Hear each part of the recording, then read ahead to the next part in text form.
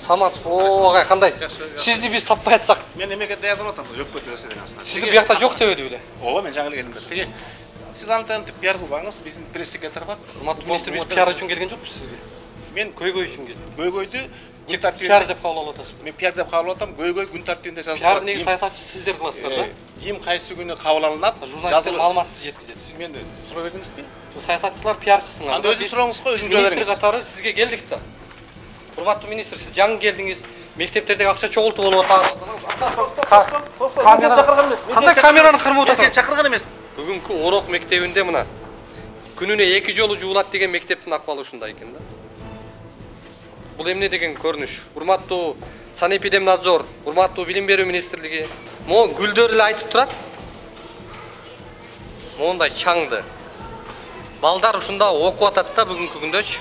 Мына чаңды сүрө турган адам ишке шалаакылык менен мамиле кылып атат. Өтө шалаакылык менен мамиле кылып атат. Бияк 6400 эч ким иштебейт. Сиз 6400 эле аласызбы? Ооба. Эмне үчүн биздин балдар ушундай чаңда, эмне үчүн ушундай шартта окуш керек? Эмнеге бул жерде монтип могу эки кенедей бала. Баягыда эле бизге директор келгенде айткан, жубайт депчи. Атың ким? Нурилим. Канчада окуйсуң? 2. 2-чи класстабы? Чаң жудуп атат, тамактар ооруп атат балдардын. Балдардын курткасы, чаңды караңыздар эми. Жок, кандай чаң эмес? Чаң болуп турбайбы? Сиз ата-энеби? Мен мугалим. Сиз мугалим болуп тазалайсызбы? Ооба. Былайды карасаңыз. Класс мындайлар каякта туруш керек? Биздин өзү коптер класс бар, ал эмелердики. Саматовпу. Сиз мугалимсизби? Ооба. Күндө эле ушундай жуасызбы? Тиш барасызбы? Биринчи смена кеткенден кийин артынан сыра иреттейсиз да. Канчада окуйсуң? 1. Сен тазалайсыңбы бу жакты? Бүгүн сендеби кезек? Экөө. Мисалы, могулар ким сатып берет? Мына тараканды караңыз. Жылдын ба? Да? Атыңыз ким? Биринчи класс. Ата-энелер өздөрү тазалайбы? Генералитети бир жолу жууп беребиз. Жок, энаталар пол жубайт. Эч кандай энаталар пол жубайт. Эч ким келип пол жуган жок. Ошо техничкалар эле жууп атат өздөрү. Мына монда бир босогодон киргенде эле бул жерде эч бир эме чаңды. Чаң сиздерге мындай таасир этпей калдыбы? Балдардын ден соолугу, Аракет кылып атабыз, жууп тазалап балдарды жөн эле коелу, өзүңүздөрдүн ден соолугу. Өзүбүзгө деле карап атабыз, чаңдарды тазалап атабыз. Директор ушундай деп айттыбы сизге? Директор айткан жок. Директорго айтпайлы өзүңүз ушундай кылып атасыз. Нет, уруксат сурадым, конечно. Кимден? Директордон. Ошондо кандай болуп калат? Директор уруксат бердиби бу жака? Ооба. Стодо иштеген байкелер жанагы машинанын майы бар же? Стодо машинанын майын ушундай идишке куюп коюп ушундай турат да, аяққа барсаңчы. Мыйзамда жарандарды ушундай мамлекеттик мекемеге киргенде монтип тосуп койгондугу мыйзамга туура келеби? Бунун ачык. Кайсы мыйзамда көрсөтүлгөн ушуну тосуп койгула деп? Ал жагын ким билбейт экен, ал жагын. Биздин элдин үнүн угуш керек. Монтип мүмкүнчүлүгү чектелген кишилер жолуга албай отурат столдун үстүндө. Шуну жолуктуруп бериңизчи керек министрге келип айтыңызчы ошону. Сиз мыйзам бузуп атат экенсиз, министр, жүрүңүз, кабыл алып коюңуз жарандарды, же бирөөгө тапшырып бериңиз деп айтып бересизби? Азыр учурда министрликтин эмеде турат, представителдер. Мамлекеттик органдар менен элдин ортосундагы мамилени сиздер бузуп атасыздар биринчиден. Биз бузуп Ооба, атабыз. сиздер бузуп атасыздар. Болбосо сонун. Болбосо биз мыйзамда эреже боюнча өзүбүздүн эреже боюнча бул жактан жарандарды кабыл алып, көйгөйлөрүн угуп, эреже боюнча 50 кишини коюп коюпсуңар. Бир замды таап бериңизчи анда бизге. Министр мейли, ол билегин түрүп, монда кылып, чачта тарап, монда кылып катуу иштеп атыптыр да. Замдарын чакырып бериңизчи бирөө. Макул, замдарды көрөйүк. Мына жаңы келген министр жумасына 2 саат гана кабыл алат экен жарандарды. Бул жерде мисалы үчүн ошо мектеп жагдайы боюнча, ошол мектептеги акыбал боюнча, ушу чече албай, айласы 6 кетип эми ушу министрликке келсе, министрдин мамилеси, министрдин поведениясы ушул сиздер көргөндөй болду да. Билим берүү министрлигине келип, маселени, көйгөйдү, жагдайды, акыбалды, көрүнүштү көрсөткөнү келди эле.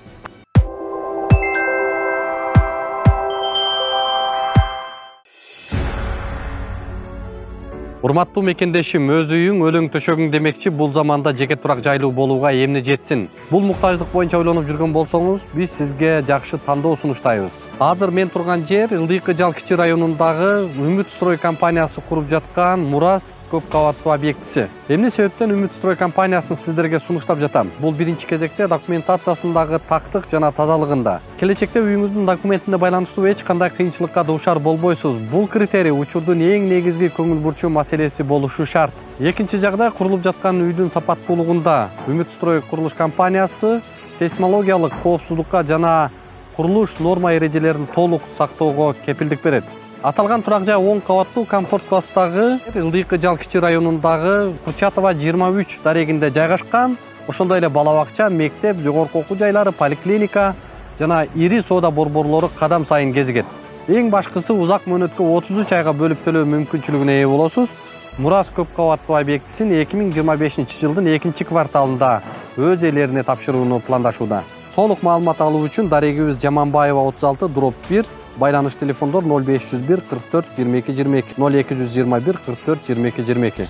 Баса, бул курулуп жаткан көп кабаттуу үйдүн курулуш норма эрежелерин сактап куруусуна биз өз көзөмөлүбүздү жүргүзүп турабыз, андыктан кабатырланууга негиз жок.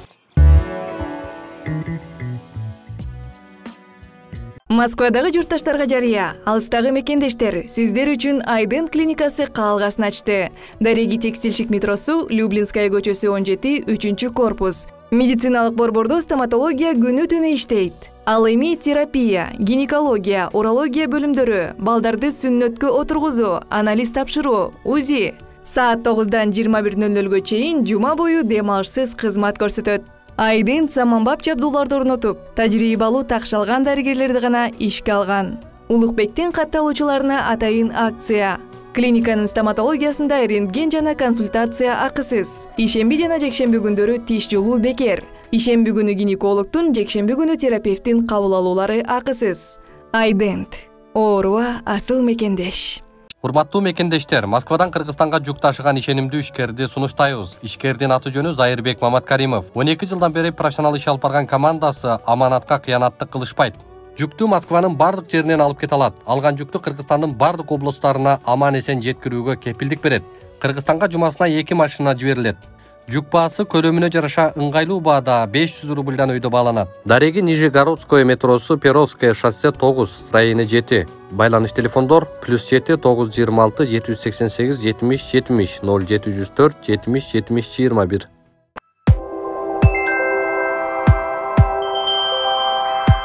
Саламатсыздар, урматтуу көрөрмандар. Биз эсиңиздерде болсо 4-октябрь күнү дал ошол Ороктун орто мектебине келгенбиз дагы. Бул жактагы мыйзамсыз акча чогултуулар жөнүндө чагылдыруу жасаганбыз. Мына ушунда бир топ ата-энелердин, ошол эле окуучулардын мыйзамдуу укуктары тебеленип жаткан көрүнүштү көрсөттүк эле. Дал ошондон бери мына 4-октябрда чыкты ошол берүүбүз. Бүгүн 480 000 киши көрүп тур ушуну. 15 000ден ашык жактыруу болуп, 6400дөн ашуун адам өзүнүн пикирин билдирип, комментарий жазып тур да. Эми биз бүгүн дал ушул мектептеги жагдай кандай өзгөрдү, эмне болду деген жөнөкөй эле суроолор менен келдик. Анткени бизди дагы бул жакка ушул мектептин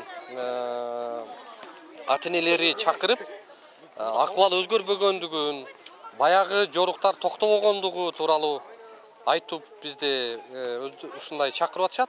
Азырында кандай болот, эмне болот, анын баарын алдыда сиздерге көрсөтүп берели. Бул жерге кирүүбүздө, келүүбүздөгү бирден бир негизги жагдай ушул ата-энелер акча чогултуудан сырткары тазалык маселеси абдан көкөйгө жетип, бул жакта окуучулар тазалык менен алек болуп, ооруп, сыркоо болуп, ушундай бир жагымсыз көрүнүштөр болуп аткандыгы тууралуу айтты эле да.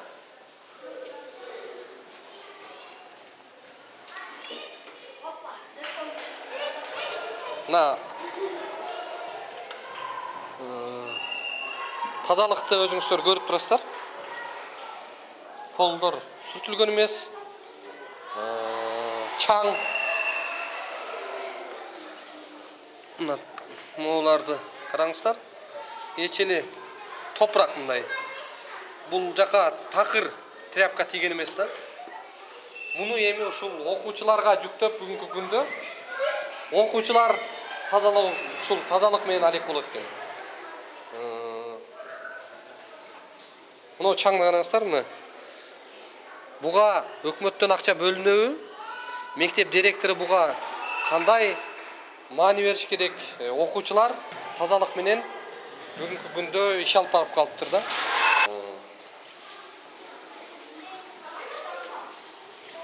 Эжекебиз тазалап атат. Саламатсыздарбы? Саламатсыздарбы? Сиздер тазалыкта иш эме кыласыздарбы, бекта? Мугалимби? Жок. Ата-энеби? А? Ата-энеби? Сиз балдарыңызды окутасыз бу жакта? Биринчи класс. Биринчи класс. Ата-энелер өздөрү тазалайбы? Генералитети бир жолу жууп беребиз. Баарын тазалап. Класстарды сиздер жуасыздарбы? Жок, бир жумада бир эле жолу. Мейли, ошо сиздерби?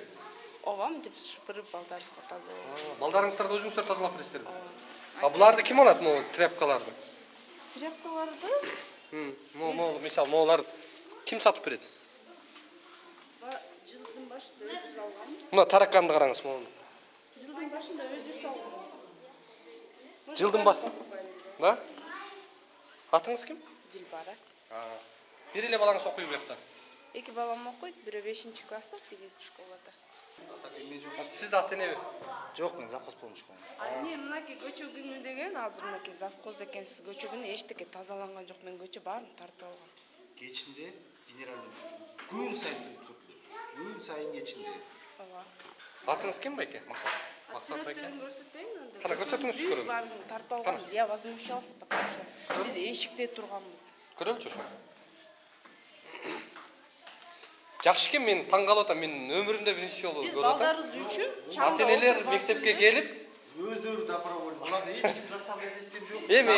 эми иш жок калгандыктан келеби, бекерчиликте бир балам бөлмөсүн тазалап кетейин деп турбайбы?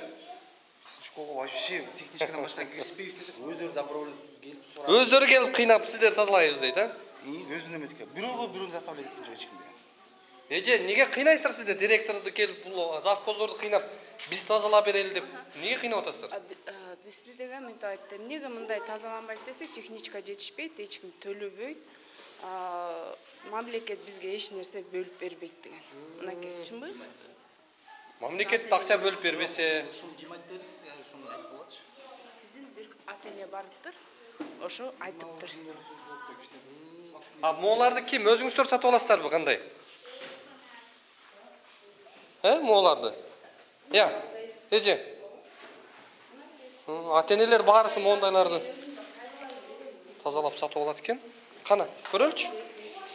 Бул не экен? Бизге ыйлап даттанып атканы чалык бар экен. Мен көчөгүн ушунчалык неме болдум. Неге жуубайт? Тазалыкты көрүнүп атабы? Биз жетишпей атабыз деп эле айтышты.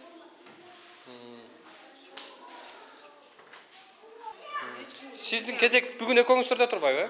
Ооба, биз кимибиз бошпуз, келип тазалап коюп турабыз. Биз өзүбүздүн балдарыбыз үчүн. Жүрүңүздөр анда дагы көрөлү. Мына бул жерлерди карасаңыз эми сапырылат. Бул жерге жакын күндөрү эч бир эме болуптур да. Карасаңыз? Жо, могун карасаңыз? Эч бир эме түшкөн эмес да мына. Күнүнө жарты чакадан чыгат мындай Топурак. Ушунчалык. Бияк 6400 эч ким иштебейт. Сиз 6400 эле аласызбы? Ооба. Бир айда. Бир кишиники. Бир айда. Можеде деген 4 техничка бар. Атыңыз ким? Наргиза. Наргиза, бир айда ошончо аласызбы? Жок. Канча ала? 18 000 алам. 18 000 айда. Ата-энелерден акча бөлүнбөйбү? Бөлүнбөйт. Ата-энелерден техничка керек акча алат турбайбы? Жок, мен албайм. Жок. Сиздерге деп чогултат турбайбы? Ошо мен деле өзүм деле угутам ошо экен. Мен мисалы үчүн бирөөдөн алган жокмун акча. Бияктан бирөөлөр чогултат экен, мен бирок сизге жетпейт. Мага жетпейт. 6400 сом аласыз. 18 000 сом алам. Мен 1,5 ставкада. Бир ставканыкы 6400, а меники 1,5 ставка кылган да. Түшүнүктүү. Сиз кайсы жерлерди жуасыз? Полный жүйм. Бияка. Ичинчи? Ичин полный жүйм. Канча аянт сизге карайт? Полный школда. Мектептин баарысын сиз жуасыз. Ооба. Баарысын. Ооба. Жетишесизби? Жетишем. Ошон үчүн мен кызымды, жолдошумду бияка жардамга чакырып алам. Бирок жетишпей калат экенсиз да, жалгыз. Мен деген мындай болгон кичинекей балдарыма мен башка жака барып жумуш иштей албайм. Мен өзүм суранып алгам буяктычы. Буякта директордун деле күнөөсү жок. Түшүндүм. О, чаңды көрүнүп атабы? Чаң аябай көтөрүлүп кеткен. Салам алейкум. Атың ким менин? Нурел. Не кылып атасың бул мусорду? Мусордон чыгып атам. Канчада окуйсуң? 1-ге. Сен тазалайсыңбы буякты? Бүгүн сендеби кезек? Кайсы жактарды жуасыңар? Кайсыларды тазалайсыңар? Эмнелерди тазалайсыңар? Мусорларды анан теребиз.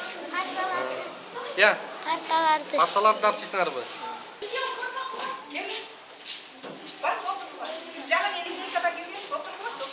Чаң ғой же? Чаң айтпагыла, сура уже оруп сүйлөй албай калдым. Ошо бул чаңда кантип окуп атат балдар? Айла кетип ушинтип эле окуп атабыз. Атыңыз ким кетип? Эки-экиден урушуп атабыз, талашып атабыз. Сиздин атыңыз? Меники Назгүл Нуркулова. Мугалим турбайсызбы? Мугалим мен, ооба, мугалим мен. Тамактарыбыз ачып кетти биздин деле мындай. Мен ушул чаң үчүн күрөшкөнүмө 3 күн болду. Чыдай албаганман, мен ушинтип силердин келишиңерди Кудайдан суранып атып эле өзүң келип калдыңбы же бирөөлөр аркылуу келдиңби? Чакырды, ата-энелер бизди чаңда балдарыбыз ооруп атат, тазалык болбой калды бул жакта деп чакырып. Болбой калды. Акча чогултуп атабыз дагы деле деп. Акчага чогулткан жагын билбейм, чаң боюнча. Чаң неге мындай болуп атат? Эми мен өзүмдүн жеке пикиримди айтсам, чаңды сүрө турган адам ишке шалаакылык менен мамиле кылып атат. Өтө шалаакылык менен мамиле кылып атат. Ал бирөө иште деп завхоз милдеттүү түрдө айтса, аны укпайт экен. Мен канча жолу суранып келдим, мен укпайт, өз билгенин жазып атат, ушундай оокат болуп атат натыйжада. Биз эми бул балдардын ден соолугу эң кымбат да. Кымбат, туура түшүнөм. Чаң жутуп, чаңдан кандай оорулардын, бул мындай тазалыкта чоңойгон балдар эртең кандай акыбалда тарбияланып чыгат? Кичи линейкадан келип неме, мен бул оюнду негизи топтоп бир жактарга билдирейин деп аткам, калп айткан менен болобу, эпс. Уже айтып атпайм, мындай чаңда жашап атканыбызга бир жагы 4 жылдын жүзү болду. Эми үстүбүздө Алла карап тургандай чындык деле айтышым керек. 4 жылдын жүзү болду. Биринчи жылында кечирдик, экинчи жылында кечирдик. Мугалимдер жума сайын өзүбүз урукка кылабыз, баардыгын кылып кетебиз. Кайра эле кебети ушул эртең менен келсек ушул. Мен азыр биринчи сменада иштеп атам. Мурунку убакытта экинчи сменада иштейм. Экинчи сменада иштеген убакта эң макул биринчи сменага кирдетти деп жууп тазалап кетчүбүз. Анда деле биринчи сменага келгенде сабак экинчи сменага келебиз да, гир класска отурабыз. Макул анда экинчи сменада окуп аттык. Эми андан бери могул экинчи жарым жылдыктан баштап биринчи сменада отурдук. Биринчи сменада деле уборканы кылабыз, тазалайбыз, бирок кайра эле ушул акыбалда, ушул акыбал. Мыйзамда мындай да, мектептин мугалими да жууганга милдеттүү эмес, балдар да жууганга милдеттүү эмес, ата-эне да жууганга милдеттүү эмес. Мыйзам боюнча эч кимди көрсөтүлгөн эмес. Сиздер бирок мугалим болуп туруп да тазалай турбайсыздарбы? Тазалайбыз.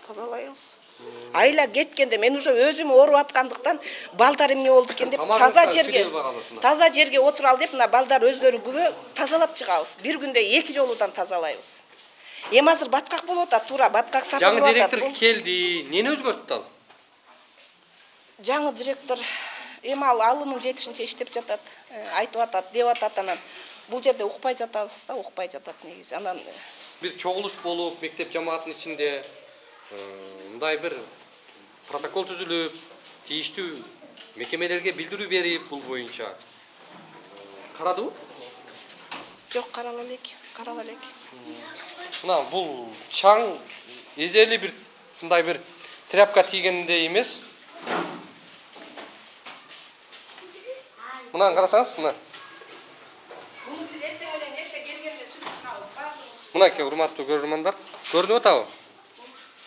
Мына ушул бүгүнкү Орок мектебинде мына күнүнө 2 жолу жуулат деген мектептин акыбалы ушундай экен да. Бул эмне деген көрүнүш? Урматтуу санэпидемнадзор, урматтуу билим берүү министрлиги, мына акыбалга ким жооп берет? Бул балдар ушундай чаңда, ушундай тазалыкта чоңоюп аткан балдардын келечегине ким жооптуу? Мына ушундай акыбал экен да.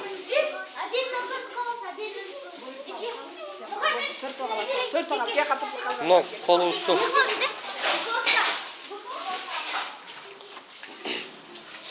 Эже кечиресиздер, бир күндө мындай балдар алек болобу ушул уборка менен тазалык менен дагы? Бүгүн 5-күн жаса азыруга калдың, Айтып атпайбы балдар? Ким тазалайт бүгүн? Жок, айта берсин, айта берсин. Эмне жашырасыңар? Коомдук жумушка да тартышыбыз керек. Жок, бул жак дайыма коомдук жумушта экен. Ороктун мектебинде балдар бүгүн эле күндө коомдук жумушту аткарышат. Негизи милдеттүү түрдө бүгүн уборка жасашыбыз керек. А мен болгон. Канчанчы класста окуйсуң? 3-ден класс. Бүгүн ким дежурныйда? Биз Сенби? Нелер кыласың бүгүн? бүгүн билебиз, эми баштайбыз да.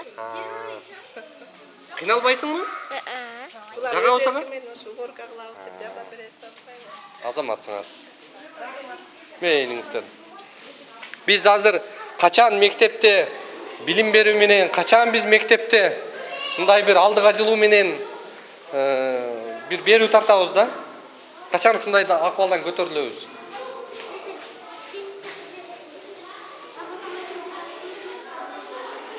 Бул чаң сиздерге көрүнүп атабы, көрүнбөй атабы билбейм, бирок сапырылып атат да, могу боп-боз чаң. Машина жолдо жана автобуна жүрүп кеткендегидей эле чаң да.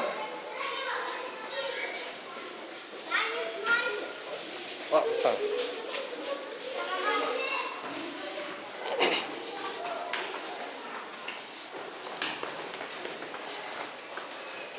Мына гүлдөрдү карап коюңуз, мына. Могу гүлдөр эле айтып турат. Мондай чаңды.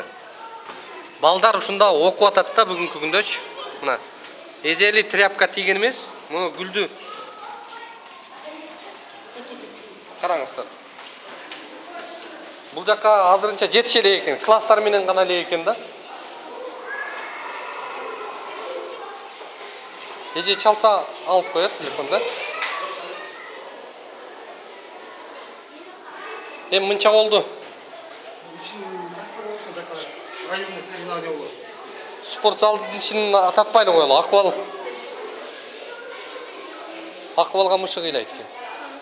Саламат. Бул жак эмне бөлмө? Мугалимдердин бе? Бул жакта деле чаң. Кадимкидей биздин тамагыбыз кычып баштады. Оң карап коюңуздар.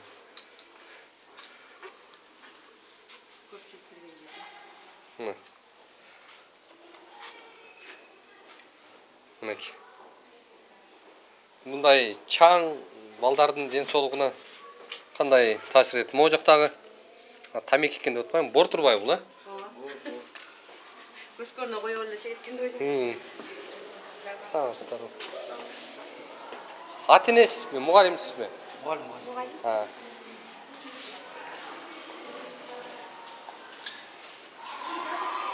Бул жакта да бир көрүп коелу эми ушунча болду.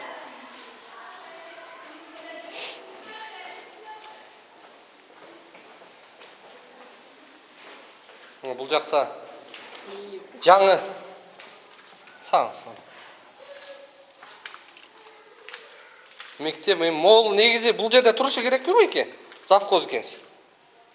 Молдар. Бул жерде балдар сабак окумоп былайды карасаңыз.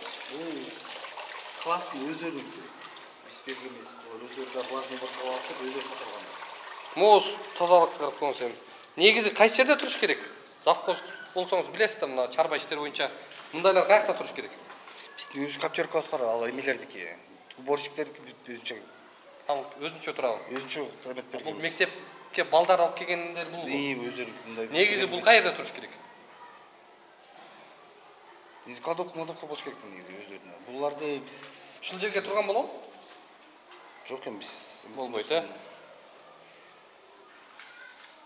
Неге мындай болуп атат беке? Сиз чарба иштер боюнча бүт эле баткак болуп атпайбы? Муну жууп болчат, күнүгүсүн жууйт. Кечинде келсеңер обязательно жуулат да биякчы.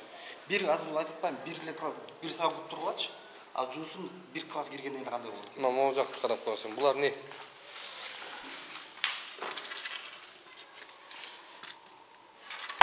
Бул жактарга деле шыпыргы тийген эмес.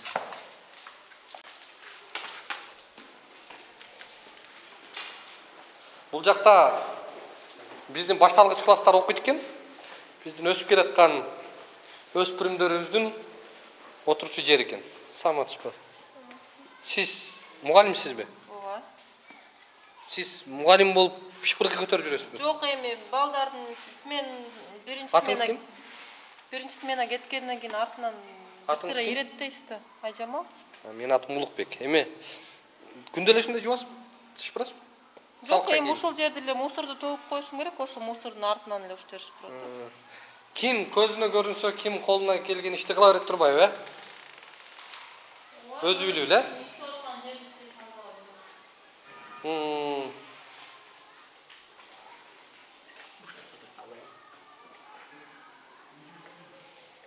Бул жактарга шыпыргы тийбептир дейт. Азыр мертүү смена, эми азыр полду азыр жуйт да эми. Ар бир класста мондай ар бир бөлмөсүндө мондай көрүп атканыңыздардай чакалар, шыпыргычтар, тряпкалар турат экен да. Анткени окуучулар өздөрү келип, жууп, тазалап кетет экен. Саламатсызбы?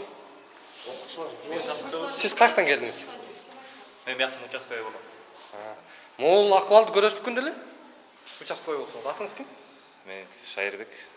Көрөсүз ушул акыбалды? Мен биякты карабайм да. Жок, карабайсыз. Негизи ушул акыбалды көрүп жүрөсүзбү? Ушундай элеби? Мен мугалимдер менен эле сүйлөшөм, балдар менен сүйлөшүп койдум. Сиз участкой болсоңуз, балдардын несин карайсыз? Тарбиясынбы?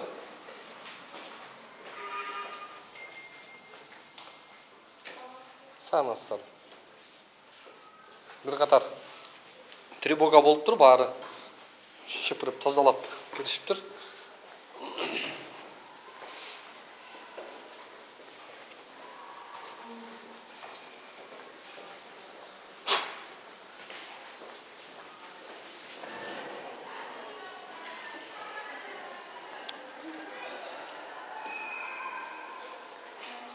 Жанагы эжеге чалып коет окшойсуң мынеки. Бул жакта бир көрүп коелу, ушунча келдик.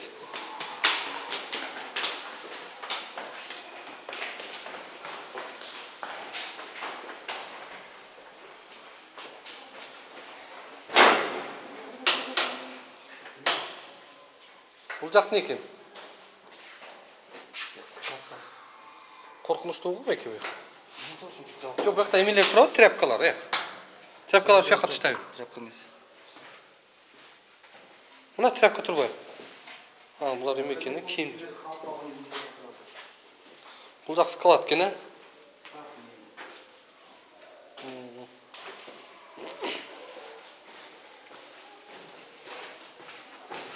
WhatsApp'tan салсам меникинен. Бул жакта да балдар окуйт экен. Башталгыч класстар окуйт экен бу жакта. Кайсы класс окуйт? 2-класста. Эмне мынча чаң эже? Азыр пересмен болду. Ошондуктан эле чаң болуп калдыбы? Мына ар бир айнекке кирсең, монтип колуң. Кечиндеден убошунча жууганда ушу шыпырып эметкен ушу чаң болуп да. Эртене кайра бар. Отургучтардын акыбалы, тиги шкафтардын акыбалын караңыз. Сиздер мугалимби? Биз энаталар. Жана 3-Д класс боюнча ошо биз кайрылганбыз да. Атыңыз ким? Менин атым Айзада. Менин атым Улукбек. Биз ошо биздин балдарыбыз ушундай чаңга окуганда биз ооба, мынакей кирип келгенде эле биз со стороны киргенде эле хоттон көргөндө эле ошо чаң да. Эмне үчүн ошо биргилеген школага 4 эле техничка иштейт. Ошо таң калып атабыз да бизчи. Азыр сурасак 4 эле техничка иштейт экен болгонучу. Бирөө эле жүрбөйбү? Бирөө эле иштейм деп атпайбы? Биз көргөндө бирөөнү көрдүк. Үчөө каякта экенин билбейт. Мертвый душа ал, Билбейт экенбиз да. Директору да жок экен в данное время. Каякта экен? Директор каякта бекен? Сокулук районунда экен. Сокулук районунда? Кайсы жагдайлар сиздерди буш айманга салып атат? Биздин жагдайыбыз ушул. Эмне үчүн биздин балдар ушундай чаңда, эмне үчүн ушундай шартта окуш керек? Биздин кийинки келечек, кийинки муундар да туурабы? Алардын ден соолугу бизге мисалы кызык да туурабы? Кандай шартта окуп атат, кандай немеде келип атат? Күнүгө эле боз эле чаң болуп башат мисалчы. Күнүгө эле боз чаң. Карасаңыз муну? Ооба да. Сиздер дагы? Саламатсыздар, мен дагы ата-энемин 3-класстын. Атыңыз ким? Сайкал.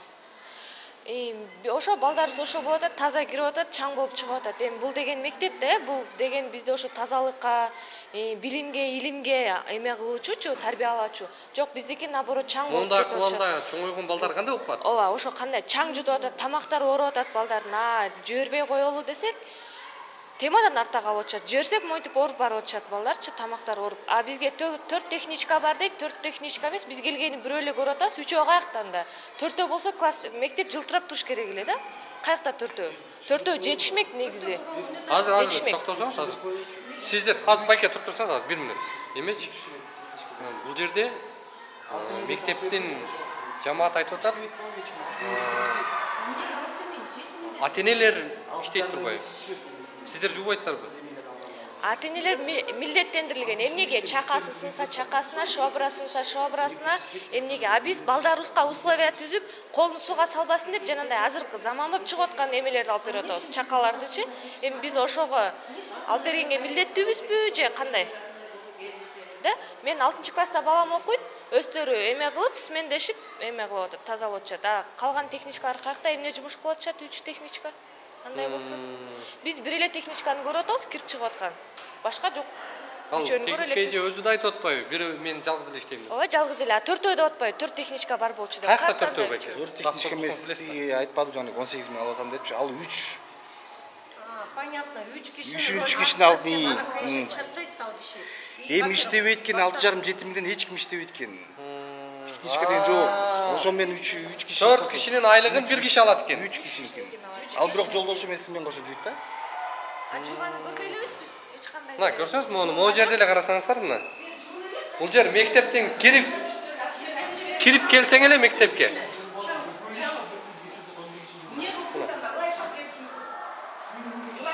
Мугалимдер да жубат турбайбы сиздердин жамаат? Бизге директорго чалып бериңизчи, каякта экенин көрөлү. Негизи бул боюнча сиз да жооптуу эмессиз да? Директор жооптуу буга. Биздин лично бизде өзүбүздүн класста класс жетекчиси өзү жуат. Сизби? Сиз эже жубат экен, биз сүйлөштүк. Сиз? Биз ата-эне сапарбыз. Сиз жубайсызбы? Биз бул жагы эжеке биз керек болсо өзүбүз кезектешип барып жууп берели деп да сүйлөштүк да группада. Жууаттыр буякта көрдүк. Айлабыз кеткен. Эмне маселе болуп атат? Кайсы жагдайлар сиз токтолуп отурган? Биздики ошо биринчи эле азыркыбыз коррупцияны муну коюп туруп эле биринчи тазалык үчүн келдик да бүгүнчү. Азыр экинчи этажды көрдүңүздөрбү да, гүлдөрдүн чаңдарын, аябай желелерди көрдүңүздөрбү ошол чаңдарды? Биз ыйладык эртең келип алып. Эжеке күндө какшайт группаданчы. Тазалык жок, ооруп атам, сабакка окута албай жатам, тамагым үнүм чыкпай атат деп. Ошону айынан келдик, сизди чакырдык бүгүн. Чечип бериңиздер. Мен ата-энем эч кандай жаман сөз сүйлөбөйм. Коррупция деген. Сиз ким болосуз? Мугалим. Мугалимсиз. Кайсы? Башталгыч класстан мугалим. Сиз жубасызбы? Мен тазалап турам, мен чаңды балдар үчүн класстарды Жылдыз. Жылдыз сиз.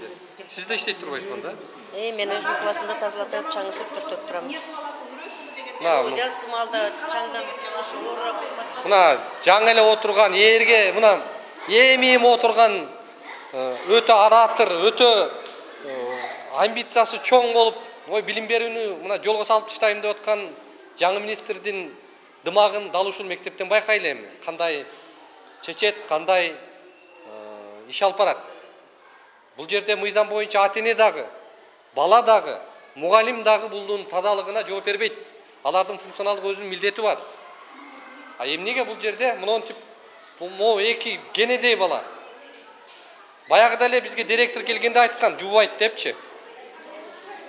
Эмнени көтөрүп кетип атасың, бул не? Суу. Атың ким? Нурилим. Канчада окуйсуң? 2. Экинчи класстабы? Бул оор да сага. Кантип көтөрүп атасың? Мындай. Я. Мындай. Сенчи? Мен дагы 2 класс. Экинчи класс, атың ким? Муслим. Силерди ким жуу деди буяка? Бир учительница. Учительница айтты. Аты ким? Билбейбиз. Тазалагыла деди, э? Жок, сууну алып келген. Токтогула эми, төгөл, силер көтөрө албайсыңар да муну. Каяка алып баралы? Айкем не деп жазыш керек, чыгыш. Улукбек, Карыбек уулу деп жазышыңар керек. Каяка төгөз муну? Каяка төгөбүз? Качкыла биз суу төгөбүз. Качкыла суу болосуңар. Качкыла. Качкыла. Каерге төгөбүз? Я. А? Мына жерге? Бул жерге болбойт да муну төккөнгө. Гүлдөр өсүп атпайбы? Ha, buyoqqa bo'lov. Kundalik o'sha yoqqa to'kasinglar bu.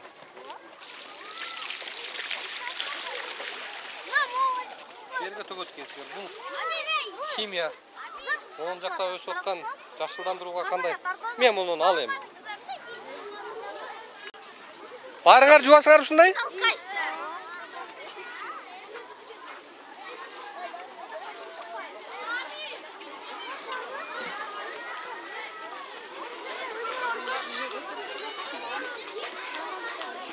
Сіздің оқучу? Мен өзім балам. Өзімдің балам. Неге анда жудырып атасыз? Жуып атат. Я. Мага жардам беріп отты. Сіз ата-енеме? Мен мұғалім. Сіз мұғалім болып тазалайсыз ба? Бұяқты. Сама. Сіз де мұғалім бе? Сіз де жуасыз ба? Мен бізде чаңдағанда сүртөбүз да. Классыңыз жуасыз да? Чаңдағанда сүртіп тұрабыз. Ассалаумағалейкум. Как раз мен да келіп қалған тұрбаймын. Жақсы болды да. Жүрші директорге кирип, эмеге кирип анан кийин ошол жактан сүйлөшүп. Не маселе болуп атат байке? Жүрсөң анан кийин. Айтыңыз мындайлы. Şu yerде эле. Мына азыр биякта мен 6-класста балам окуйт. 9-класста да окуйт. Нуржамал деген эжеси мына чынында эми мен деле ага немем жок. Окутуп атат, ооба. Эми бала аларчы. Бир-эки жолу кечирип келиптир. Мен просто акча бере албайм да бул эмегечи. Фондкочу. Анан кийин эле мен ушу силерге момент келип калган жакшы болду да азырчы. Мен деле билген эмесмин силерди келеріңердичи. Сени ютуптан чаң болуп атпайбы байке? Кантип сүйлөп атасыз? Майла жок эмне кылып. Жүрбөйсүңөр анда иш жака жүрбөй. Сиз акча чогултпаган үчүн сиздин балаңыз өгөйлөнүп турбайбы? Мына ошол маселе менен мен азыр мына канча жолу айттым мен, эми бала силер мугалимсиңер. Эми булар мугалим да. Мугалим болгондон кийин психолог болуш керек бардыгычы. Баланы караш керек. Ооба, эми тентек кылат бала дегенчи. Мен аны деле эме кылбайм. Мен балам деле аябай деле тентек эмес. Кичине 5-10 мүнөт кечирип келсе, уборка кылдырат экен, то есть эшикте эмелердичи. Берки акча берген балдар жок.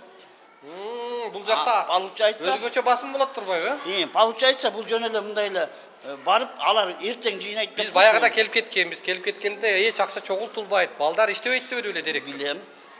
Эмнеге иштеп атат? Эми билбейм. Мына мен азыр чогултуп атабы азыр. Мен азыр WhatsApp'тагыны силерге көрсөтөм. Көрсөтүңүз чыгын.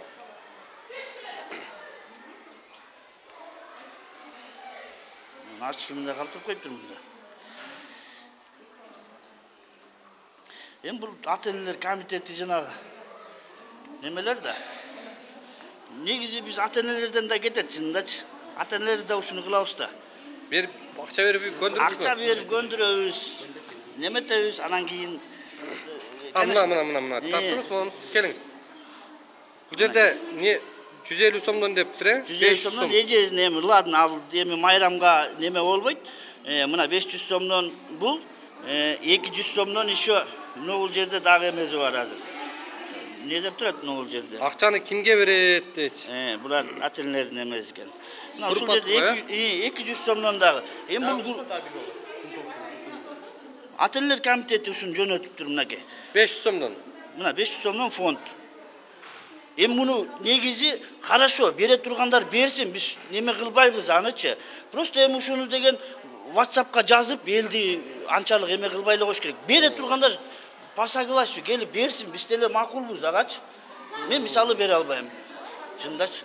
Мен өзүм пенсиям эч жака жетпей. Негизи жок да байке, берилгенге милдеттүү эмессиздер да. Милдеттүү эмеспиз, мен ошон үчүн айтып атам.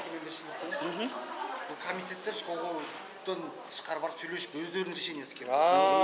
Школдун ичинде чогулуш кылбайт. Жок, школго чогултуп эч ким ага бирөө айткан жок. Кааласам келип сагачы мен муну өзүм көңүлүмөн чыгып атат мектепке берем деп туруп мен сага берсем сен ыраазы болуп аласың. Жок, анын дагы өзүнүн процедурасы бар.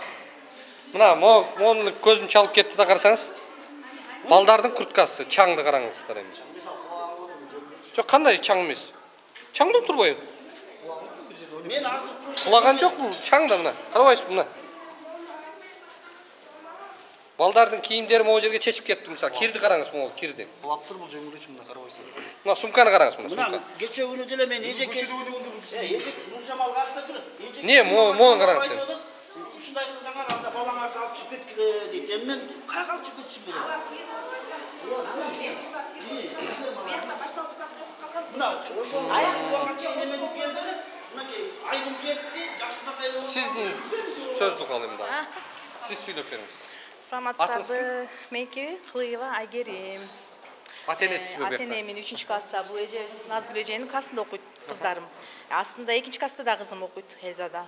Бияктын чаңын көрүп мен вообще эсим болуп калды. Ошо биз да кирип чыкканбыз, эртең менен бир сыра оонадык. Анан кирсек чота булар кыймылдай турган эмес. Мен айтып атам, мен кыздарымды мен акча төлөп, атайын ушул жакка мен чаңга отуруп, чаң жуксун деп алып келген жокмун да. Акча төлөйсүзбү? Төлөгөн башында. Кирискенде төлөгөн, биякта баары эле төлөшүптүр. Канча?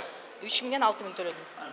Кыздарым 2 кызыма төлөдүм. 2 класска, анан 3 класска. Чаң мектепке жайгаштыруу. Ошо мен азыр мен даже могу эмеге чыгып алып, мен өзүм кайнатаман коркуп атам да, сен мени сонун жерден алып кетип алып, апарып чаңга тыгып атасың деп айтат. Ошон үчүн мектепте өзүм жасап алып сүйлөп атам. Ошо. Күнүгө белден ылдый чаң болуп келет. А мен урушам, көчөдөн ойноп келип атасың десек, жок мама дейт, уборка кылып келип атасыз деп айтып атат. Мына ушундай биз.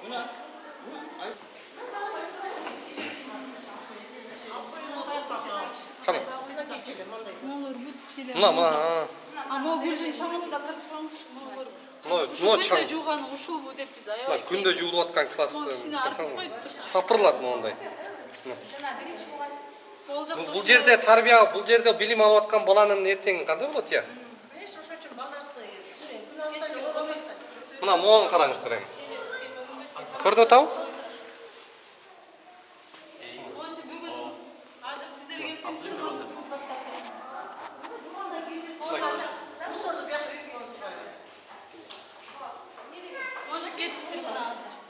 Мына моон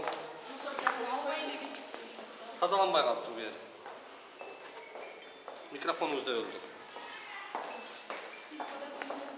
Директорга суналуу ушул микрофонду эми. Каякта экен директор?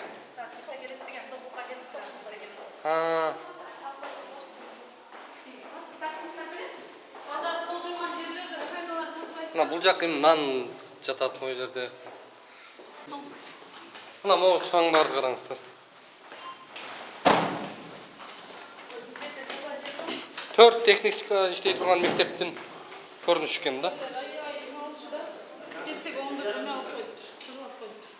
Могу жакты көрөлүчү, ашканасы кандай болуп атат? Саламатсыздарбы? Иш башталган турбайбы, катуу эже, Уборкабы бүгүн, өзгөчө. Уруксат берсеңиз бир кирип коеюн буяка мында, Бул жак тазалап коюпсуздар, чыкыйтып тым эле. Могу жактан суу агып атат го. Ага береби? Кол жуубасак болобу чаңды?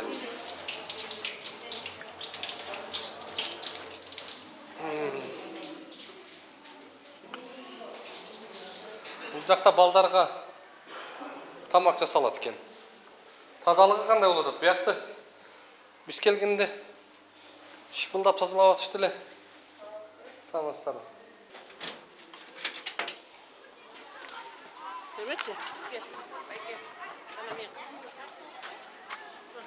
Макул.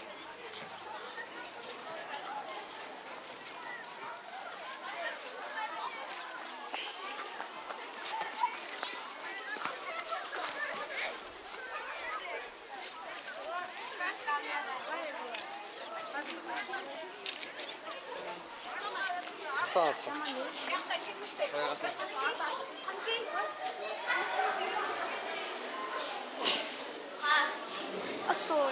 Валейкум ассалам.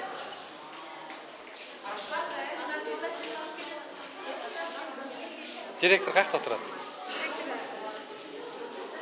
Саламатсыздар, директор кайякта турат?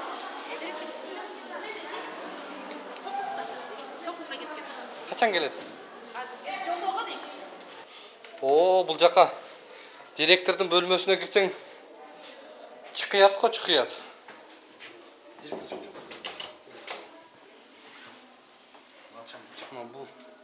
Бул жакта дедиле.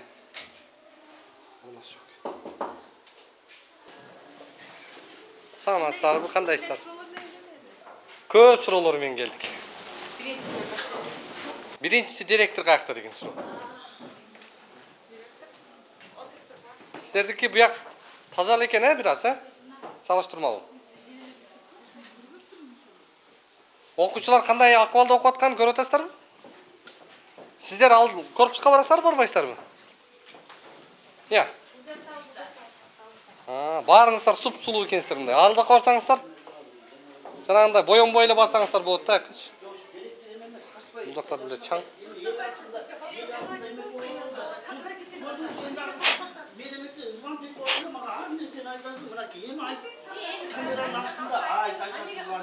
Мен келип атам, атайын келдим. Жол болсо келбейт болчумун, чында келсем бул келип калыптыр как раз. Эмне болуп атат? Саламатсызбы? Сиз? Так, саламатсызбы? Мен 6-Б класстын класс жетекчиси болом. Атым Нуржамал болот. Мен байкеге требует эткен нерсем, Кадыров Байел, окумеси баласы 6-класста окуйт да. Анан мен бул байкеге деген негизи баласы сабакка көп келбейт.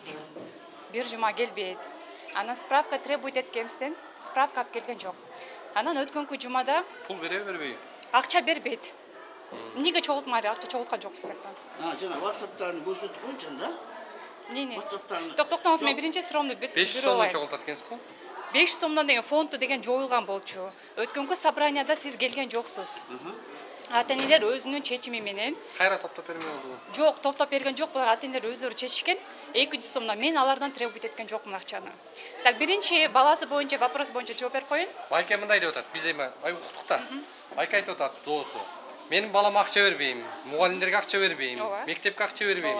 Ошон үчүн менин балам жана Токолдун баласындай болуп, күндө тазалыкта, могул мектеп жубат, кечиксе жаман сөз угат, ушундай истеп. Угуп турсаң мен айтып берейин, эми хорошо, сен да уктук. Жок, мен түшүндүлүк мен жооп берип бүтүп алайын. Анан өткөнкү сабакта баласы 3-чү сабакка келди. Анан мен сурадым, Байел, эмне себептен 3-чү сабакка келип атасың десем, эже мени ойготкон киши жок деп айтты. Мамасына байланышка чыктым. Анан Нуржамал кечирип койчу деп апасы айтты. Мен баламды ойготпой калыптырмын. Ошон үчүн кечирип калды деди. Макул деп унчуккан жокмун. Бир жума өттү, бир жума сабак келген жок дагы. Байке угуп туруңуз. Анан кайра келди. Кайра 2-чи сабакка келди. 2-чи сабакта мен требует этем да, эмне себептен бала 2-чи сабакка келиш керек? Же 3-чү сабакка келиш керек? Мен сурадым. Байел, эмне себептен мындай нерсе болуп атат дедим да. Сен кимсиң? Мен бияк менен айттым. Байел, эмне себептен 2-чи сабакка? Чарба иштери боюнча Байке сизге суроо жок азыр. Тетил жака кийлик иштеп. Сен бияка кийлик иштеп. Тазалыкты караңыздар барып Байке сиздер. 2-чи сабакка эмне себептен келесиң десем, эже мен алыс жакта жашайм, дачада жашайм деди. Мен бул классты былтыр 5-чи класстан бери алып жүрөм да. Ана 5-чи класста деле 2-чи сабакка келчү постоянно. Ана мен туура түшүнчү, мейли. Дача алыс экен. Дачадан жашаган окуучулар деле бар. Бирок алар өз убагында келишет да. Ана мен кече мейли 2-чи сабакта 12:40 токтоңуз. Ошол нерсенин башынан чыгып атат азырчы. Кече күнү дагы сабакка деген 2-чи сабакка келди, 3-чү сабактан качып кетиптир. Мен ата-энесине байланышамбы? Байланышам. Чалдым, Байке, сабакката жок. Эмне себептен кетип атат Байел десем, сен менин баламды деген монтип атасың, менин эле балам асылып калдың деди. Эгерде вдруг ошол моментте балаңыз деген жок болуп, бир нерсе болсо мен бетимне келип алып, мага асылмакчы турабы? Ошон үчүн ар бир нерсе үчүн мен айткан үчүн мен жаманатты көрүнүп атам да бул жактанчы. Сиз балаңыздын күнөөсүн билбейсиз, мага келип асылып атасыз. Жок, мен сага асылган жокмун. Нуржамал мындай болуп атат. Мен сага түшүндүрөйүн. Жок, угуп турсаң, мен сага түшүндүрөйүн. Мен өткөндө Мансур эжеге дагы ыйлап барганыңа дагы Мансур эже чалган магачы. Мага чалган, мен кечирим сурап айткам, мен хорошо, мен баа жим менен кыйкырып алыптырмын биринчисинде деп мен жашынакай эле айтып жөнөткөм. Мансур эжеге то есть айткам телефондончу. Эми кечеги күнгө мен мындай эле элементарный нерсе айтайын да. Нуржамал, мен сенден дагы бир жолу сурандым го, телефондон да сурандым, туурабы? Нуржамал, сен деген мугалимсиң. Балдар деген ушундай болот. Эми ошону хотя бы мисалы сенин балаң деле үйүңө ушинтип, то есть барса эле сен үйүңөн эле момтип эле байкуш неметип берсең баланын психологиясы да өлөт да. Сен азыр келгизи келбей калды, угуп турсаң эми Нуржамал, сабакка келгизи келбей калды. Эмне себеп? Эмне себеп? Мен ошол нерсени айтып атам. Эми жок угуп турсаң, анан кийин сен бир жума келбей койду, 2 жума келбей койду. Мына Кудай турат. Келбесе 2 күн келбей коюшу мүмкүн. Жок угуп тур. Эми угуп турсам талашпай. Мен сенден талашкан жокмун туурабы? Эми мен сага ачыгын айтып атам. Мына мисалы мен 9 класста балам деле ушундай болуп келди эле. Мына Кудайга шүгүр быйыл мына Саида деген келди. Жашынакай кылып оңдоп койду. Мен кайра ошол балам уже сабакка көңүлдөнө баштады. Көңүлдөнө баштады, чындачы. Мына бул деген адам просто эле мугалимден эле сапат эле. Башка эч нерсе эмес. Сиздин адискөйлүгүңүздө маселе болуп аткан жокпу? Жок, адискөйлүгүнө эмес. Балага менин оюмча да, мындай баланы тарбиясы жокту буяктан тарбиялап, окубаган баланы буяктан окутканы жиберет да ата-энечи. Мен аракет кылып атам болушунча. Байелдин өзү. Ушул жерде 3-4 бала бар. 3-4 баланы ушундай кыласың да, мына жеңишти, мен атасын тааныйм анын, дагы неме деген баланы, мына кече күнү эле мен сага айттым го жаначы. Умар деген бала угуп турсаң, Умар деген бала бычак менен, кайчы менен сайган экен буткачы. Мына бүгүн айтып атат мага айткан эмес чындачы. Бүгүн айтты. Ошол Умар деген балага дагы неден келип чыкты? Сиздин балаңыз ким сайып атат кайчы менен? Умар деген бала экен. Ал Умар деген бала ушулардын классында ага унчугушпайт да. Жок. А мен баламы уже ушул нерсе. Эми калыс мугалимден бир. Мен калыс менен атам. Байке деген өзүнүн күнөөсүн такыр мойнуна албайт дагы. Мен эле монтип берет да, сиз өзүңүздүн күнөөңүздү биринчи мойнуна алыңыз. Мен күнөөмө. Сиз балаңызды биринчи билип алыңыз кандай экенин. Мына ушинтет да, мага ушинтет албайм болду. Ушундай болуп атат да мына. Айтсаң ушундай кылып коркутат. Как будто мен неме кылып аткансызчы. Мен тарбиясы жокторду сиздер оңдоп окубагандарды. Мен сурооңуздарга жооп бере албайм. Мына мугалим. Эми мектептин максаты ошол болуш керек менимче. Окубаган баланы окутканы, билбегенди билгизгени, тарбиясы жокту. Тарбиясын оңдогон эме кылат да. Тентек класска чыдаган Нуржамалгачы алтындан медаль бериш керек. Биз 6-жылга сабак беребиз го. Бүт тентек балдар ошол класска топтогон. Мен байгында эле айткам, ошол классты лучше чачыратып жибергиле депчи. Нуржамалдын терпениясына 5 даже 100 000 сом төлөп бериш керек бугачы. Мугалим эмес, силерчи просто байгында мугалимдердин кадырын билдиңер эле, онлайнда. Эми кайрада унутуп баратасыңар да. Мугалим дегенчи бир класс болот өзү негизичи. Эң тентек класс 6 жылдан бери ушу Нуржамалдын классы. Ооба. Нуржамалдын классына кирген мугалимдер ыйлап чыгат. Завучтун бөлмөсүнө келсең дагы бул жактан эме жок экен. Эми ушунча болду биз көрсөтүп коелу. Муну көрсөңүздөр. Мектептин завучунун бөлмөсү монтип желе басып кеткен. Класстарды эми айтып, класстарга капа болуп, биз ошол класстар чаң болуп атат дегенге тарынганга негиз жок экен. Анткени завучтун бөлмөсү желе басып, чаң сапырылып жатат да.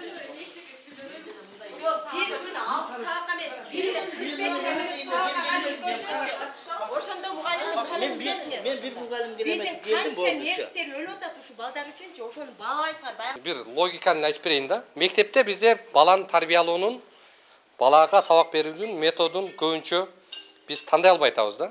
Мисалы мына, урматтуу мугалимдер, муну ошол тарбиясы жок бала сындырып койду. Сиз келдиңиз мугалим.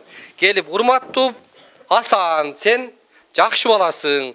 Муну кандай дейсиң? Бул канча сомго келди билесиңби? Да? Билем, каяктан алып келди? Ким алып келди муну?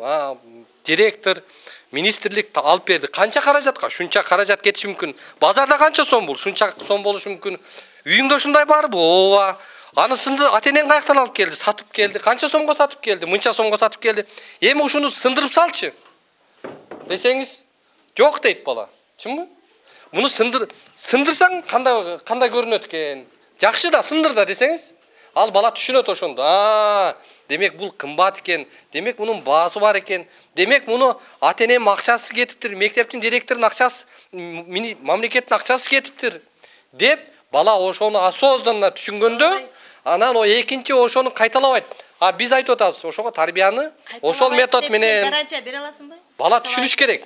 Сен кылба акмаксың, сен келесоосуң, сен тил албайсың, сен бандитсиң дей берсеңиздер, анан бала кантип өсөт? Отурсаң, биз ошол сөздү бир эле жолу айтпай 99 жолу айтабыз. Жок.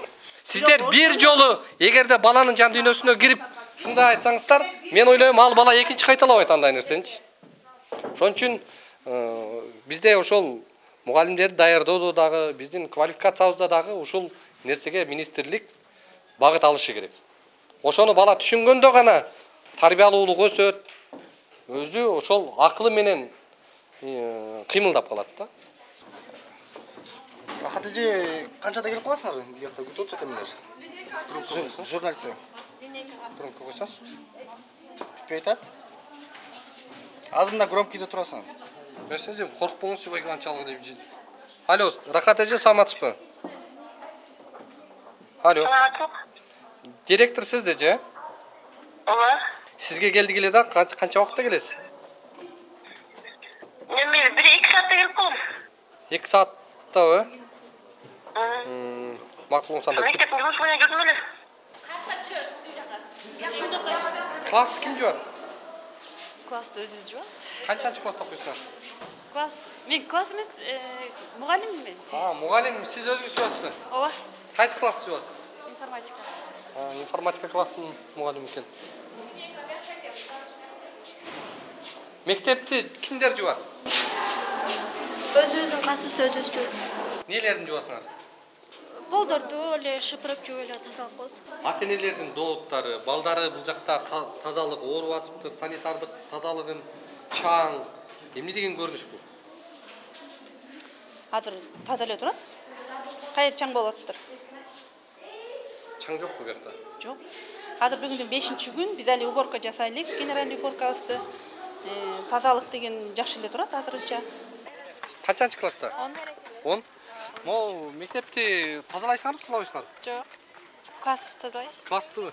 Нелерин тазалайсыңар? Кантип эле пол жуйбуз. Пол дагы. Болду.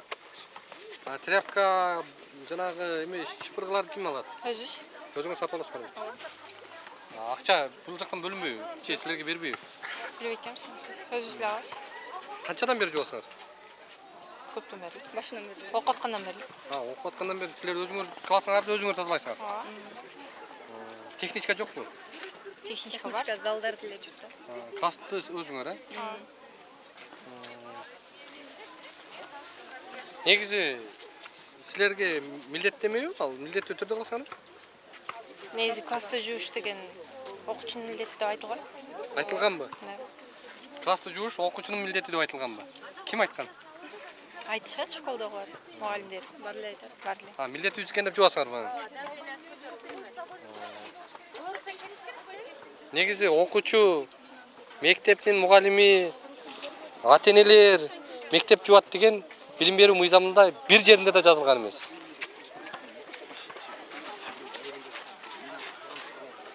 Assalamu alaikum. Атым Улукбек. Силердикичи? Саид. Саид. Канчанчы класс? 9. Бул жаңы корпуста окуйсуңарбы? Ооба. Класс жуасыңарбы, жубайсыңарбы? Жуйбуз. Жуйбуз. Анасынан жубайм. Сен жубайсың. Калганыңар силер жуасыңар. Нелерин жуасыңар? Жуасыңар. Колдорун эле жуйбуз. Шыпырып, тазалап. Лично мен жубайм. Ачаң суу качып кетем болчу. Качан качып кетесиң? Очередте жуйбуз да. Фамилиябызга карап деген. Оппа. Күндө канча Ошо жаңакы эме журнал боюнча эле чыгарат. Менден кийин мисалы досум, андан кийин дагы ушинтип которуп берет фамилия. Бул жакта жакшы жетекчилик, жакшы метод таап алыптыр да. Мына монда бир босогодон киргенде эле бул жерде эч бир эме чаңды.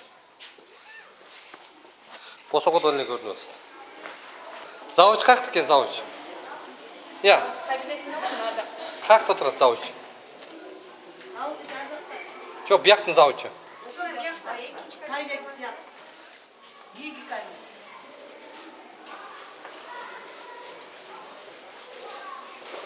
Завуч каяқта турат? Самырсан. Сизби? Мен атым Улукбек эже. Сиздики? Райымбаева Нургүл Базаркуловна дейт. Денсаулыгыңыз жакшыбы? Бул жакта чаң жакшы эмес экен го же? Кандай карайсыз чаңга? Эми чаңга караганда таза элебиз. Эми ушул жак ушунтип тазабы? Жок, эми бул жакта немеде эми иште жаз. ушул мезгилде жылыга эле мисалы ушул мезгилде дайыма бизде ушундай чаңдар болуп турат. Бир сменде мисалы 700 бала кирип чыгат. Ар бир Кудай смендечи. күнөөлүү турбайбы, жазды берген. Күнөөлүү эмес, просто лайлар болуп калат. Эми биздин азырынча техникабыз колунан келгенинче кылып атат. Табелсиз толтурасызбы? Жок, эмелерге табел эметпейм. Мен мугалимдерге гана толтурам. Мугалимдерге? Өзүмдүн гана ушу началкада иштеген мугалимдерге гана толтурам. Технический? Аларды мен толтурбайм. Ким толтурат? Аларды тиги жактагы мектептен толтурам. Мен болсо Завуч болсоңуз билесиз да. Канча жолу ушул чаң боюнча чогулуш өткөзүп, протокол түзүп, өзүңүздөрдүн жогорку отурган мектептин жетекчилигине, директорлорго, же билим берүү борборуна, же билим берүү министрлигине кат түрүндө кайрылып, эмне кылдыңыздар? Эми жогору жакка деле андай деле кайрылган жокпуз, бирок биз чогулуш болгондо дайымачыбыз. Бизде техничка чын эле жок. Же айлыктардын аздыгына байланыштуугабы, билбейм, техничканы биз кармай албайбыз. Бул жактагы көйгөйгө мугалимдер күнөөлүү эмес. Бул жактагы тазалыкка ата-энелер, балдар күнөөлүү эмес булар. Булардын милдети да эмес. Эми ушуга милдеттүү директор отурат да мына жерде, чарба иштерин карап. А директор, завучтар канча жолу кайрылдыңыздар сиздер министрликке же районго? Айлыгы боюнчабы же иштери боюнчабы? Бизде тазалык ушундай, болгону бир техничка болуп атат. Анын айлыгы аз, ошон үчүн бул жакта тазалыкты эч ким карабайт. Ар бир окуучу классын өзү тазалап атат, өзү жууп атат деген. Бизде эми класста окуучулар деле аябай деле жуушкан окуучулар жок. Бизде жума сайын генеральный уборка болот 5-күндөрү. Анан муну 1-класстардын кийиде ата-энелер очередтешип, балдарыбыз кичиректеп классын уборка кылып кетишет. Калган уборкаларды техничка өзү жасайт. Мен соону дагы 3-чү жолу кайталап берип атам. Биз жогору жакка кайрылганда жетекчилик сиздер туруп канча жолу кайрылдыңыздар? Директор менен чогуу эле ушул эле проблеманы дайыма көтөрүп чыгабыз бизге. Өзүбүздүн администрацияда көтөрөбүз дайыма. Кагаз түрүндө барбы ошону көтөрүп жогору жакка жеткирген? Жогору жакка жеткирген жокпуз. Биз эми аракет кылып аттык. Сиздер мамлекеттик мекеменин алдында иш алып барган кызматкерсиздер. Билим берүү министрлигинин астындагы кызматкерсиздер. Сиздер ар бир нерсени жөн сөз эмес, протоколго түзүлүп, комиссия менен, чогулуш менен баарысын аныктап туруп, кат түрүндө беришиңиздер керек жогору жакка. Канча жолу бердиңиздер? Биз берген жокпуз. Эми аны жогору жактан беришпесе, биз берген жокпуз. Биз өзүбүздүн администрациядабыз. Дайыма ушул тууралуу дайыма чечишебиз. Ушундай чаң болуп атат. Чаң болуп атат. Дагы техничка алсак десек, техничкалар чындап келгенде келбейт. Мен түшүнүп атам, эже сиз түшүнүп атасызбы суроону? Айлыкты көбөйтүп, көбүрөөк ошол техничкага каражатты бөлгүлө деп канча жолу кайрылдыңыздар? Кайрылган жокпуз. Мен лично кайрылган жокпуз. Эмнеге? Билбейм, кайрылуу болбосо керек, өз арада болбосо. Чаң сиздерге мындай таасир этпей калдыбы? Балдардын ден соолугу аракет кылып атабыз, жууп тазалап турганбыз. Балдар жөн эле коелу, өзүңүздөрдүн ден соолугу. Өзүбүзгө деле карап атабыз, чаңдарды тазалап алабыз. 2 сменин ортосунда бир тазалап кетет. Анан балдар 2 сменге кирип кеткенден кийин коридорлорду дагы бир жолу техничка тазалап кетет. Биз камеранын көзүнчө айталы. Биз дайыма келебиз. Келиңиздер. Сиздер качан таза болгучаңыздар, биз кайта-кайта келе беребиз. Келип туруңуздар. Хорошо.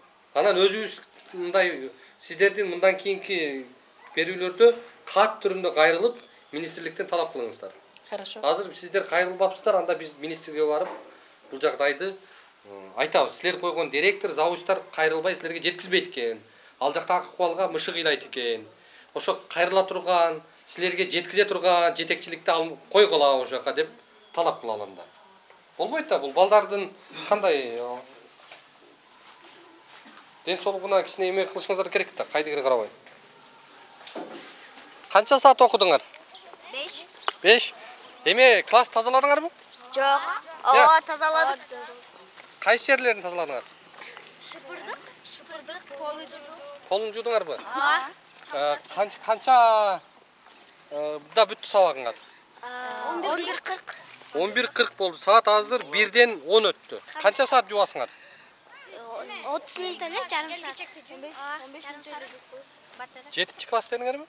5-класс. 5-класста. Ооба. Тряпка. Ооба, бар. Немелерди ким сатып берет? Ата-энелер алат. Ата-энелерби? Акча жок. Үйдөн алып келесиңерби? Жок, акча чогултуп алабыз. Жок, ата-энеңерден алып келесиңерби силер? Ооба. Кимге бересиңер? Эжейибизге? Жок, эжейге бербейбиз. Ата-энелер чогултуп өзүлөрү алып келишет. Ошондо кимиңерге ишенели азыр? Силерге же сен ачыкабы? Биз общий бир класспыз. Баарыңарга ишенишибиз керек экен анда. Ооба. Жакшы. Бүттүбү анан? Таза эле жуудуңарбы? Ооба, таза эле. Чарчабайсыңарбы? Жок. Жагабы силерге? Ооба. Дайыма жубасыңарбы? Ооба. Жок, эми дежурство коюп койгон график. Графигибиз бар, ошо менен жүйүбүз. Өзүбүздүн аттарыбыз жазылуу, мындай. Сен şu жак менен чоң окуйсуңбу? Кичинесиңби сен? Боюм кичинекей. Боюң кичинекей. Алдаган жоксуңбу? Жок. Точно окуйсуң ушуну? Жакшы. Кандай болду анан? Жакшы эле. Жакшы эле. Силер жөн гана окуу менен алек болуп, сабакка даярданып келип, сабак окуп жүргөн жагабы же ушундай жууп жүргөн жагабы? Сабак окуган жагат. Жуугандан көрө? Ооба. Мындай мээңерди, акылыңарды сабакка жумшап, Министрден нени сурайт элеңер, эгер министр көрүп калса ушул мектебиңерди? Тазалап берсе, жаңы министр келди, эми жаңылап берсе мектебибизди, жаңы тазалап берсе деп ойлойсуңарбы? Дагы нени сурайсыңар? Алар биздин мектепти көп жери жаракка кеткен, ошол жерлерин оңдоп берсе жана ал көп жерлери бүтө элек, ошол жерлерин анан кийин. Кайер жаракка кеткен? Бул эски мектептин немелери бүтө элек, жаракка кеткен жерлери бар эми. Саламатсыздарбы? Бул жак кайсы класстарга бересиздер же? Саламатсызбы, кандайсыздар? Чоң класстар мугалимдер. Чоң класстар мугалимдер? Кайсы класстар? 5-класстан 11 класска чейин. Мамлекет береби тамакты? Жок, мамлекет бербейт. Ким берет? Өзүбүз. Ошода мен таң калып атам. 4-класска чейин ысык тамак. Ооба, азыркы ысык тамак бияктан берилет, бияктан эми баштайбыз да бергенге. Потому что у нас здесь ремонт был. Ремонт. Канча болду ачылганына? Бир айга жете элек еще. После ремонта. Көп эле болду го биз билгенден. Бир ай болду керек ушундай эле. Сиз биякта кандай, кимсиз? Я повар. Билесизби? Качан ачылган? Бир ай болду керек, ошо ачылып, газды жыйнап, тазалап, полностью бияка эме кылыпчы, эмелер битке жылысын, немелерди киргизебиз да. 1-класстан 4-класстан биякта тамак ишейт. Неге буякта начальник класстар үчүн салынган мектептин ашканасында сиздердики 5-класстан 11-класска чейин анан мугалимдер үчүн ким уруксат берди сиздерге? Жок, алар мындай эле чай эле ичип эле кетишет, и все, а так мындай эчтеке деле. Чай. Тамак жасайт экенсиздер го. Тамакты мына аны болсо азыр бүгүн. Ого чай кыласыздарбы? Жок, но азыр эме кылат, физкультурниктер бүгүн эме болчу да. Булар физкультурниктер бүгүн келишкен, физкультурниктер. Бул жакты ким иштетет азыр? Мен. Сиз иштетсеңиз, сизге ким берди бу жакты? Директор бердиби, кандай? Ну потому что бияктан эме мугалимдерге хотя бы биртике болсо да чай берип тур деп эле. Бекерби? Бекер бересизби? Бекер да берем, и мындай дагы эме кишет. Ооба, 5 сомдон. 5 сомдон сатасыз. Бул жакты директор ушундай деп айтты сизге? Директор айткан жок. Директорго айтпайды өзүңүз ушундай кылып атасыз? Нет, уруксат сурадым, конечно. Кимден? Директордон. Ошондо кандай болуп калат? Директор уруксат бердиби буяка? Ооба. Сен 5-класстан 11-класска чейин өйдөсүнө буякта тамак беребей. Тамак берилбейт, буякта мындай болгон жерди мектептин мекемесин сен ошолго өзүң бизнесиң иштет. Анан мектептин начальник классы тияктагы жана токолдун баласы отургандай. Жок, антип айткан жок. Монтип кыл деп силер айткандай антип айткан жок. Просто жана балдар эшикке чыгып, чуркап, канча авария болот бияктан, эшикке чыкпай, бияктан эле нормальный чай ичип, балар ачка болот дегенде эле ошондой эле. А так, чтобы кам көрүп аткан турбайсыздарбы? Балдар курсак ачкан балдарды караптуу. Жок, ну как вам ответить ошону? Тиги мамлекет айтты да сиздерге. 4-класстан ылдыйына баарысына ысык тамак менен камсыздап тургула деп акча бөлүп берип атат да мектепке. Ооба, ал болсо тии мектепте до мына азыр өзүңөр деле көрүп атпайсыңарбы, что пыльно, грязно не? Баягыда биз тартып кеткенбиз. Ой, коркуп, мондай болду, андай болду. Биз оңдотуп атабыз. Ушул жакта 1-класстан 4-класска чейин балдар ушул жакта тамак ичет деп айтты эле го. Ошо эми мына марттан баштап, буйруса алар бияка келишет. Просто лай тияктан бүт бардак эмегендей. Лучше кирбей эле туруп турсун шарт. Жок, алар бияка келишет, ну как они эшиктен просто кар, суук болбоду. Сиздер дагы кол шилтеп калган турбайсыздарбы? Алар чаң болуп калган, алар бияка кирбеш керек. Жок, кирет. Кирилди бекет. Ошо жана эме агайлар келген бүгүн. Самса бышырып аткан турбайсызбы? 6 агай келген, ошолорго суранышты агайлар.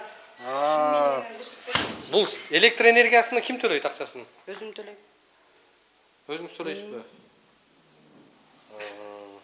Же мамлекеттин акчасы кетеби буга? Буну балдарга тамак бересизби могуга? Жок, тамак берилбейт да. Эмне бул? Ал эме май. Май? Май ушундай болобу? Чомор. Не май бул? Ичеби? Не жасалат буга?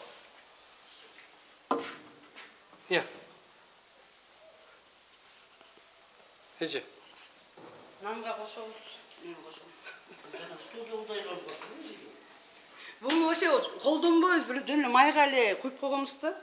А так эчтеке деле жасала албайт. Буга эч нерсе жасалбайт. Жасала албайт, эчтеке. Буну жана стодо иштеген байкелер. Стодо иштеген байкелер жанагы машинанын майы бар же. Стодо машинанын майын ушундай идишке куюп коюп ушундай турат да, аяка барсаңчы. Куюп коюшкан. Анда самса жасаганыңыз деле ошондон айырмасы жок турбайбы? Капкара болду.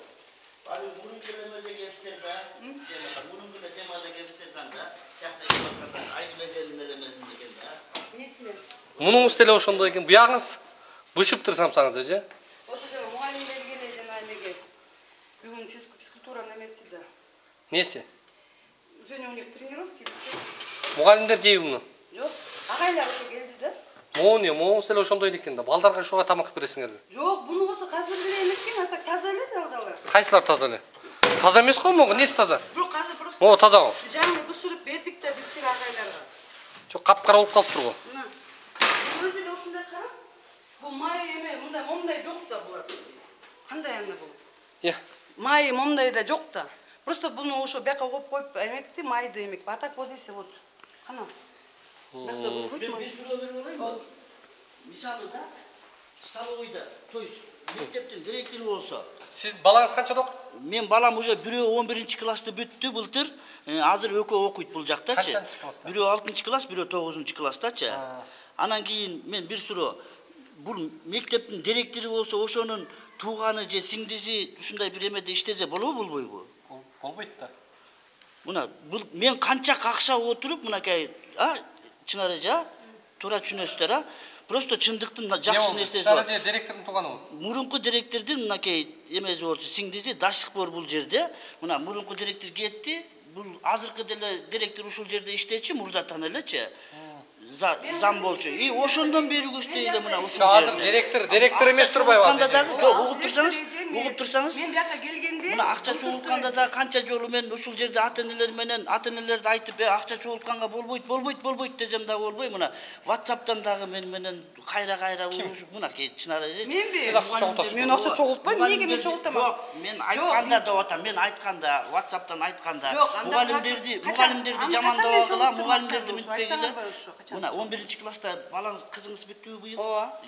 Ошондо дагы мен айттым, болбойт, мындай 11-класста ооба, мен кызым бияктан эжелерге момун жасоомдон бери. Менюну көрсөтпөйсүз бана, кана меню? Меню биякта жок, биз мындай меню менен жасабайбыз, эчтеке айтпайм. Тамак деле. Жок, мен тамак деле бияктан берилбейт. Берилип иштеп атат деп атпайбы тияктагы? Биякта эле чай бар, мындай эле беребиз, болду. Эчтеке мындай берилбейт. Бул не? Берилбесе эмне могу? Нанга биз эмеге даярдаганбыз да, агайлар бүгүн келишкен. Агайлар ушунча көп нан жейби? Ооба, бул кичине эле азыр монтип эмесең кичинекей эле болуп калат. Иштеп айткан столовояңыз жакшы эле иштейт экен го, сонун эле иштеп атыптыр го. Мо самсаны салыңыз эми бышсын мо.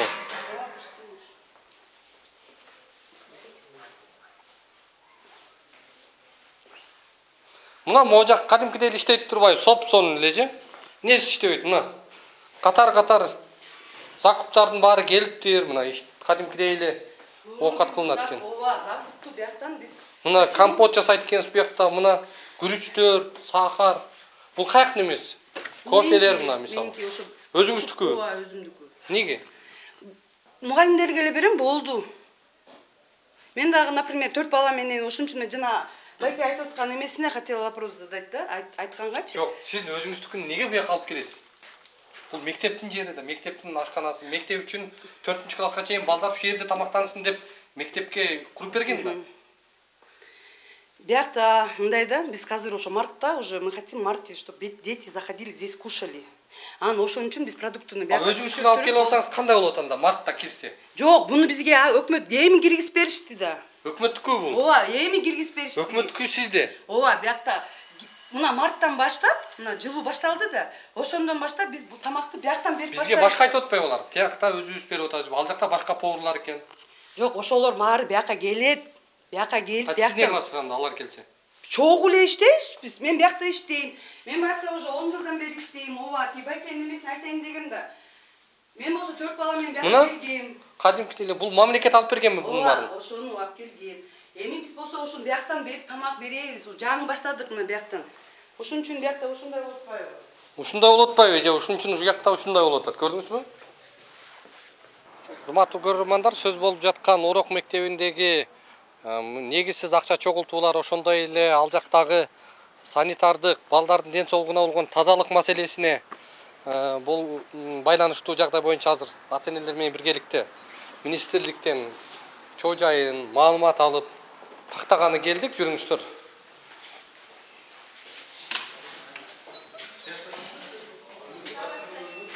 Саламатсыздарбы?